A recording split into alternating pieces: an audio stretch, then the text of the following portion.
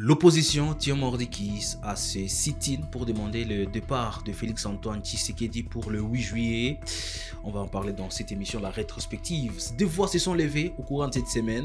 L'Union sacrée et la Sanko, qui ne parlaient pas même langage, au sujet de la révision de la Constitution. Mesdames, Messieurs, bienvenue dans cette rétrospective. Bienvenue avec Jospin, avec qui nous avons voyagé au courant de cette semaine. Derrière les questions d'actualité, Jospin, bonjour et surtout bienvenue. Bonjour Blaise, merci beaucoup et bon week-end à ceux qui nous suivent de partout à travers le monde. L'opposition ne lâche pas. Les 8, ils vont marcher, ils vont dire oui au départ de Félix-Antoine Tshisekedi, qu'ils estiment violer la Constitution. Ouais, la marche ou le sit-in prévu le 8, c'est pour d'abord protester contre le projet des changements ou des révisions de la Constitution, demander que la Constitution soit respectée, qu'il n'y ait pas de troisième mandat ou de glissement pour le président Félix Tshisekedi. Mais ça pose un problème. Le gouvernement tient à l'inviolabilité des institutions et estime que la commune de la Gombe, où est établi le palais de la Nation, et doit être un espace neutre et qui ne doit pas être violé par des manifestants. Et les opposants, à travers une lettre signée par Moïse Katumbi, Martin Fayou, Délice Sanga, Jean-Marc Kabound et Matata Pogno, ont saisi déjà l'hôtel de ville pour lui informer de la tenue de cette manifestation. Et le sit-in est maintenu sur différents points, notamment le point de chute gardé, c'est le palais de la Nation dans la commune de la Gombe. Et le risque, Blaise, nous risquons encore d'assister à ce qui s'est passé lors du sit-in du 12 juin au palais du peuple, prévu au palais du peuple, mais interdit par les autorités de Kinshasa. C'est le même scénario qui risque de se reproduire parce que l'opposition tient à ce que le point de chute reste le palais de la Nation parce que c'est symbolique. Le mémorandum sera adressé au président Félix Tshisekedi et son bureau officiel, c'est le palais de la Nation, même s'il n'y travaille pas. Il travaille à la cité de l'Union africaine, celui où il a établi son siège, mais quand même, le bureau officiel de l'institution présidence, c'est le palais de la Nation. Et pour l'opposition, c'est symbolique quand même d'aller lire les mémorandums et le poser, le remettre au président au palais de la Nation. Est-ce que c'est rejet du pouvoir en place face aux initiatives démocratiques comme ça ne vont pas pousser à des vives manifestations? Alors, c'est ça, alors les autorités de Kinshasa, j'ai même suivi le ministre Samuel Mbemba des droits humains qui tient à la protection des Congolais lors de ces manifestations. Et lui, il pense que la commune de la Gombe, qui est le quartier général de presque toutes les institutions de la République, ne devait pas faire objet des manifestations où on craint des violences. Comme vous le savez, à Kinshasa, il y a une milice appelée Force du Progrès de l'UDPS qui est un département au sein de la Ligue des jeunes de l'UDPS. J'ai même suivi le mercredi Daniel Bumba d'abord. Daniel Bumba les recevoir à 3h du matin. Ça, c'était après à son bureau, après la plainte de l'UDPS, mais c'était une diversion. Comment Daniel Bumba, le milieu de l'UDPS, il est de la majorité au pouvoir, comment Augustin Kabouya et consorts peuvent déposer une plainte. Aujourd'hui, après 2 jours, les mêmes jeunes sont reçus par le gouverneur qui leur demande de se comporter en responsable, de ne pas troubler leur public et tout. Et c'est ça la grande crainte à Kinshasa, c'est cet affrontement-là entre les manifestants de l'opposition et la milice de l'UDPS. Mais je pense que cette question peut être réglée, c'est possible qu'on laisse aux opposants aller déposer leur mémorandum. C'est possible qu'on dise par exemple à tous les manifestants, parce qu'ils seront nombreux, de se limiter au boulevard par exemple. Comme ça, on prend une poignée d'opposants, de leaders, même 50-100, qui peuvent aller jusqu'au palais de la Nation, bien encadrés par la police. Ils lisent leur mémorandum, ils le déposent et puis ils repartent. Parce que le problème, c'est l'interdiction. Quand il y a interdiction, il y a insistance du côté opposé et il y aura affrontement. Mais si on trouve un terrain d'entente, qu'on ne soit pas radical, parce que l'opposition s'est dit, nous tenons à tenir cette manifestation au palais de la Nation. Le gouvernement, aussi la majorité, dit, vous ne devez pas y aller. C'est ce qui va créer l'affrontement. Mais si ils organisaient une réunion de crise, par exemple, de préparation, où le gouverneur, la police et les leaders de l'opposition se mettent d'accord Sur certains éléments certains observés. éléments, sur les déroulements de la manifestation. Vous partez de tel point, où c'est à Tchangou, vous allez, et puis vous serez encadré pendant autant d'heures, et puis après, vous repartez. Ça peut être bien encadré, et l'important pour l'opposition, c'est pas qu'il y ait des casses, c'est pas qu'il y ait, je ne sais pas, des affrontements ou des morts, des blessés. L'important, c'est que le message passe, c'est que l'activité ait lieu pour que la communauté nationale, internationale puisse savoir qu'il y a une contestation au pays, il y a une opposition qui tient à ce que la Constitution ne soit pas touchée. C'est ça l'important. Mais au pays, nous avons une mauvaise culture. À chaque fois qu'on parle de manifestation, on s'attend aux violences, on s'attend aux casses, aux blessures et aux décès. C'est ça, il faut bannir cette culture-là et savoir que une voie démocratique n'est, n'est, n'est, c'est- ne doit pas se mélanger avec des violences qui sont antidémocratiques. Ça, j'interpelle aussi les opposants. Il faut bien organiser la manifestation, de sorte qu'il n'y ait pas des morts, parce que s'il y a un mort, c'est un Congolais Un des Congolais de moins. trop d'ailleurs. Ouais, c'est un Congolais de moins, alors il y en a déjà eu trop, et on n'a pas besoin qu'il y ait les sangs des Congolais pour qu'un message passe. Vous savez qu'il y a beaucoup de moyens de contestation. Nous avons suivi des déclarations de l'opposition. Moïse Katumbi qui a fait des déclarations, sauvant la RDC, et tous les autres Pourquoi opposants. l'attention ne baisse pas? L'Église catholique est venue comme si il voulait mettre de l'essence sur le feu. Une sortie médiatique qui a bouleversé l'union sacrée. La tension reste vive entre les deux camps.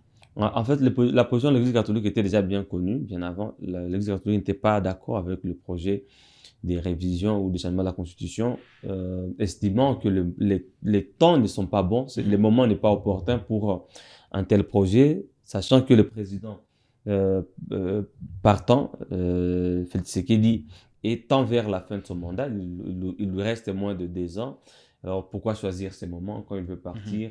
Et pourquoi les partisans de l'UDPS, de l'Union sacrée, évoquent un probable prolongement du mandat? Pourquoi ils parlent de démission et non plus de mandat à la fin du deuxième et dernier mandat constitutionnel du président Félix Tshisekedi?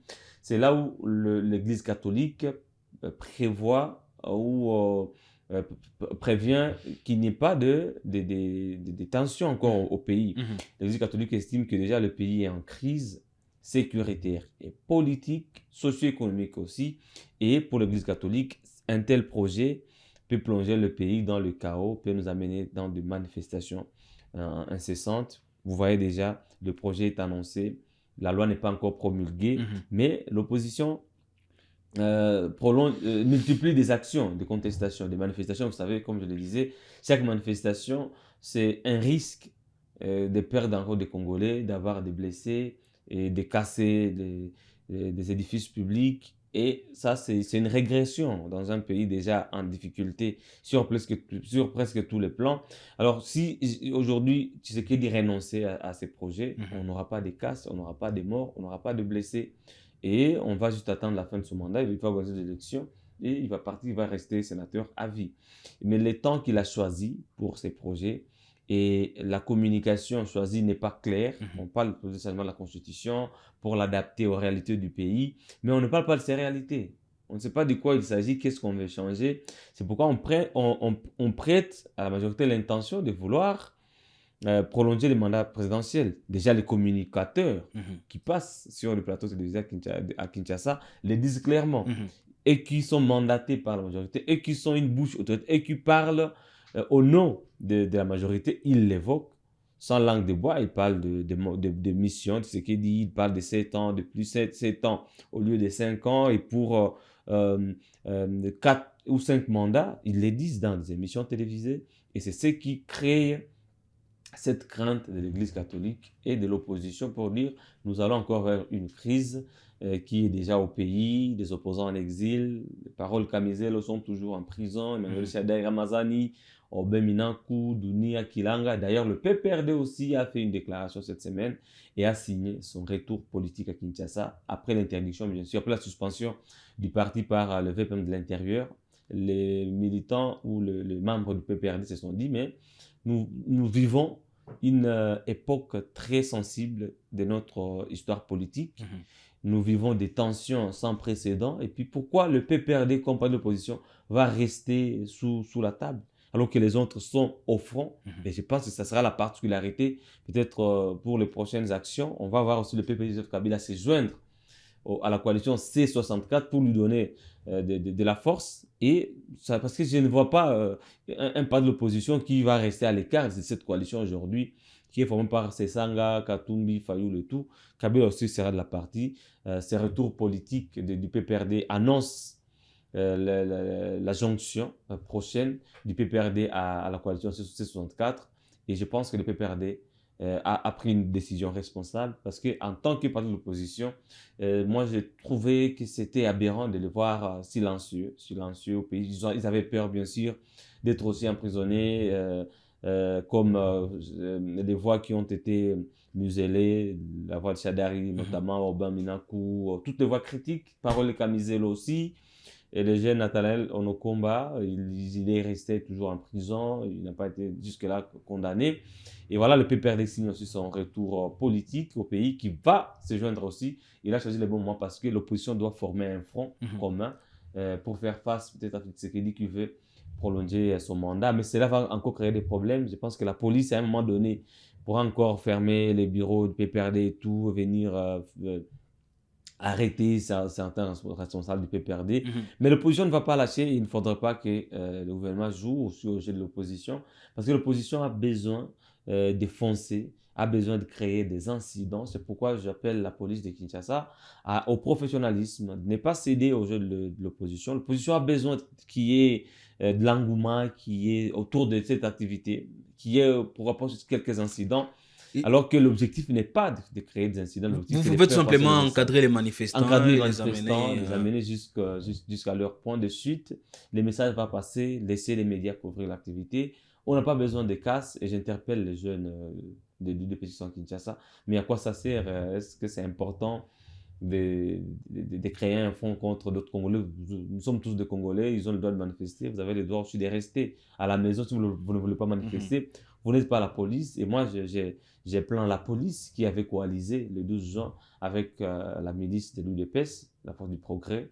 Ça, c'était pas un geste professionnel. Malheureusement, personne n'a été interpellé dans le communiqué du gouvernement de la ministre, dans la sortie de la ministre, la vice-ministre de l'Intérieur, Tchela. Elle avait parlé d'une police professionnelle. Malheureusement, elle avait même jeté des fleurs à la police qu'elle avait qualifiée de professionnelle, alors que les images d'une police indisciplinée avaient circulé, avaient fait le tour du monde. Il est temps maintenant de soigner cette image, de redorer cette image de la police. Nous avons besoin de voir des images d'une police professionnelle qui accompagne et qui encadre les manifestants jusqu'à leur point de chute. Et puis l'activité va prendre fin et le message va passer. Merci Jospin, merci à tous les internautes. Je rappelle alors qu'on parle du débat sur la révision de la Constitution. À Minembwe, la situation n'est pas encore calme. Cette semaine, il y a eu bombardement d'un centre de santé, surtout le bloc où est soigné les enfants, la pédiatrie. Dommage en tout cas. Et nos sincères condoléances aux victimes. Mesdames et messieurs, fin de cette rétrospective. Il est encore matin à Goma. Excellent week-end chez vous. Passez des bons moments. Et à ce soir pour le match du Léopard qui va ouvrir donc la journée du dimanche. D'ici là, portez-vous bien.